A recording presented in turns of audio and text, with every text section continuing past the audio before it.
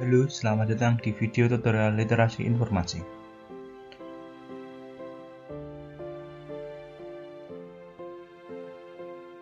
Pada video ketiga pada pembahasan literasi informasi, yaitu membahas terkait evaluasi informasi yang ada pada jurnal.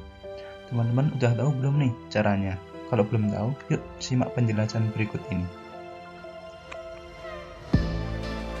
Jadi dalam melakukan evaluasi informasi, kita bisa melakukan dengan menjawab 3 pertanyaan berikut, yaitu where atau di mana, who atau siapa, dan dipercaya.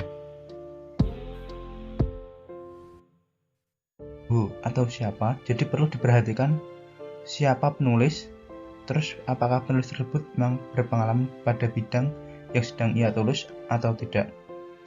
Contohnya dari jurnal di samping, di mana seorang penulis yang membuat jurnal ingin memiliki gelar dokter dari suatu universitas, pasti ia telah menyusun jurnal sedemikian rinci agar dapat mendapatkan gelarnya. Dengan begitu, jurnal tersebut bisa dipertanggungjawabkan dan bisa digunakan untuk penelitian kita.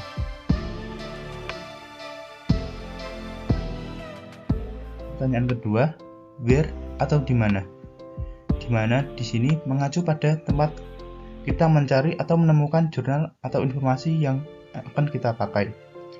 Pastikan websitenya terpercaya dan bisa dipertanggungjawabkan ya. Contoh, sebagai mahasiswa Undip, kita langsung bisa mengakses jurnal yang telah dilanggan oleh Undip secara gratis di dalam SSO. Sementara untuk masyarakat umum masih bisa mengakses jurnal yang sama, namun pasti terdapat keterbatasan.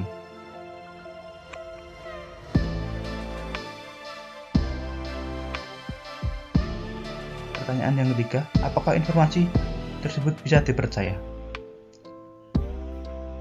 Kita akan jawab dengan memperhatikan 3 aspek yang sudah dijelaskan oleh Umi Probeyekti dan Dian Agustina Widyaningrum pada 2015. Aspek pertama adalah relevance.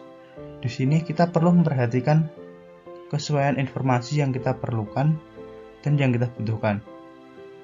Dengan cara bisa mengecek yaitu daftar isi, judul, abstrak, rumusan masalah, latar belakang, dan sebagainya yang menggambarkan mengenai isi jurnal.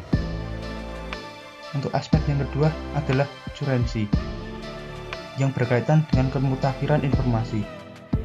Informasi yang mutakhir dapat dilihat dari lamanya jurnal tersebut dipublikasikan. Semakin lama dipublikasi, maka semakin lama pula referensi yang digunakan untuk membuat jurnal tersebut. Referensi yang terlalu tua bisa membuat informasi ketinggalan zaman. Untuk itu, dalam aspek ini yang harus kita perhatikan adalah tahun terbitnya.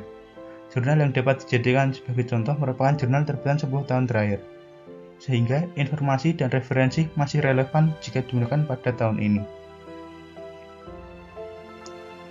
Aspek terakhir yaitu akurasi.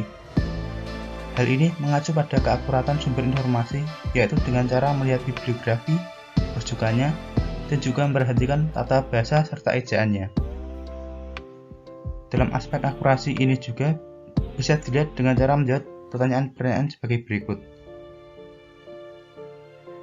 Pertama, apakah jurnal tersebut telah dilakukan review? Kedua, apakah pakar di bidangnya? Ketiga, apakah referensi berkualitas tinggi dan terdokumentasi dengan baik sehingga dapat ditemukan sumber aslinya? Keempat, apakah informasinya akurat? Dan kelima, apakah penulis telah menulis argumennya secara objektif dan kritis untuk meminimalisasi bias dan salah tafsir? Itu dia teman-teman, cara yang bisa kita gunakan untuk mengevaluasi jurnal agar nanti kita dapat memilih jurnal tersebut sebagai referensi kita. Evaluasi ini emang agak susah, tapi nanti juga terbiasa. Semoga bermanfaat dan jangan lupa diterapkan. Sampai jumpa di video tutorial literasi informasi lainnya. Terima kasih.